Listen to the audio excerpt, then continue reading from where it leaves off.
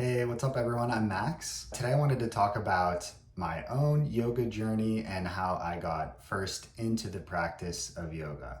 So before that, I'll give a little background and I will back up to 2003 when I was a teenager. I was around 14 or 15 years old and I got a book called Hardcore Zen by Brad Warner, which really spoke to me because I was really into punk rock and hardcore and heavy metal.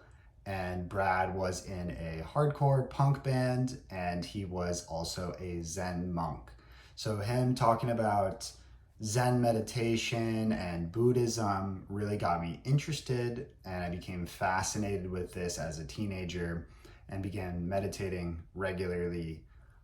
And then it wasn't until later on that I got into yoga. But what that process looked like for me was I was a ice hockey player and I played rugby and I did cross country running. And then I had a pretty bad hip injury due to ice hockey. So I had torn cartilage in my left hip. When they went in to fix the cartilage, the doctor also told me that they shaved the head of my femur bone so it would fit better into the hip socket. So this was a pretty major surgery for me. It took me several months to be able to walk around like normal again. And after the surgery, the doctors told me you can't ice skate anymore and you can't run anymore because these repetitive motions of running and skating are gonna wear away at that hip joint even quicker. And so they told me if I continue on the path that I was doing, that I would probably need a hip replacement by the time I was 30 years old.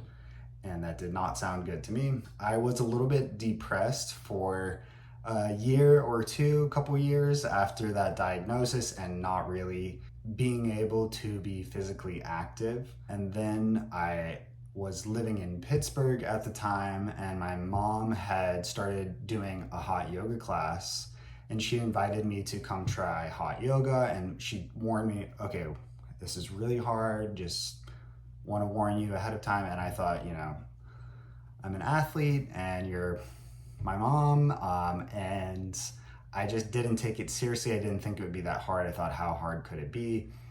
And so I still remember going into hot yoga class and basically having to just lie on the floor trying to catch my breath while older women were right next to me and were having no problems. They were just casually working through the practice, and something clicked for me and I thought like, wow, it's amazing. It's way harder than I thought. It's super physical. And then this is something I can do without aggravating my hip injury. So I got really into it right from then. So after I did my first class, I was pretty hooked. I kept going regularly to that same studio. And then I have since moved away from that area. I don't live in the Pittsburgh area anymore, so I am not able to go to that studio anymore. But that allowed me to open up to new ways of practicing. So the first studio that I did, they did 26 poses in a hot room. And so it was like one pose and then the next pose.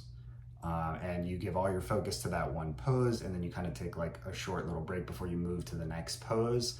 And I had been doing yoga regularly for a few years before I ever tried my first vinyasa class. So it was a surprise to me having done yoga for a few years and then doing my first sun salutation, for example, was like a totally new experience to me. And I was like, wow, how am I missing this? And that led me into my vinyasa practice. So I moved from Pittsburgh to Philadelphia, practiced for a little bit in the Philadelphia area. Then I ended up moving to North Carolina, where I'm currently based. So I practiced at a bunch of different studios in the area. And then when the pandemic hit and I couldn't practice in studios, I really started stepping up my daily practice, practicing every day, adding my yoga asana practice to the meditation practice that I was already doing. So meditating, doing yoga, I started adding in the pranayama, the breathing practices, which took my yoga asana to the next level. So during the pandemic, I decided I wanted to try out yoga teaching. So I took my yoga teacher training online for a year-long program with Janet Stone, which was an amazing experience for me because The year-long format really allowed me to take my time and digest all the material. I was able to read all the books and take my time with that, and so I felt like that was really valuable for me, and it gave me so much knowledge behind the postures and the breathing exercises to kind of connect all the dots and put things together. And then that leads me to where I am today. So currently and for the last several years, I've had a daily practice every single day.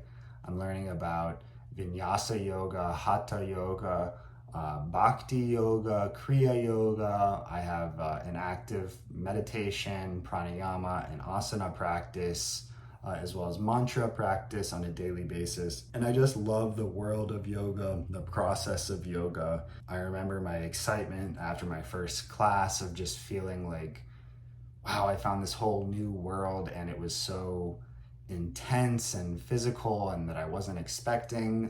And then the more and more and more I get into it, the longer I've been into it, the more subtle it gets, and the more I can really appreciate some of the finer aspects.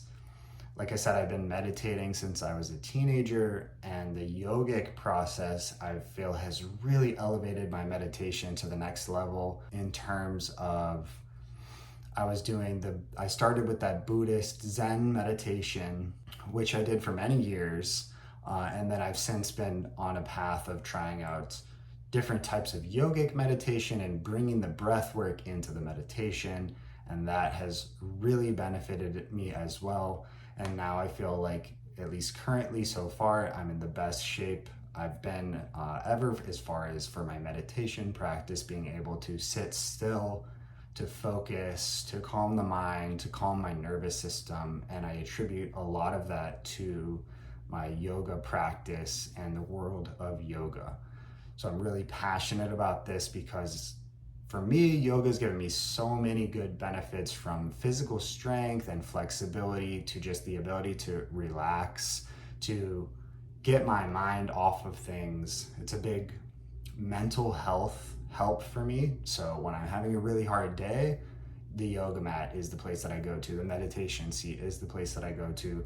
Breathwork exercises are what I pull out of my tool bag in order to help me find balance and get back on an even level and come back to my center. So if you are thinking about trying yoga and you're not sure, you feel like maybe it's not for you, you're not flexible enough, or maybe like me, you're a guy and you thought maybe yoga was for women, I would just really encourage you to put everything you think about what it is out of your mind and just step into your yoga practice with an open mind. Really, this yoga practice is all about experimenting. So just coming at it with that perspective, I'm just going to try this class as an experiment and see how I feel.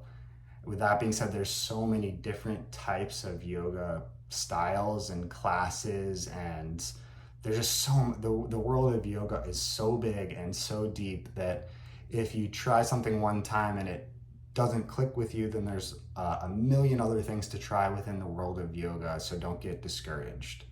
So that was my coming to yoga story. Thanks for listening to me today, and I hope to see you on the mat soon. Thank you.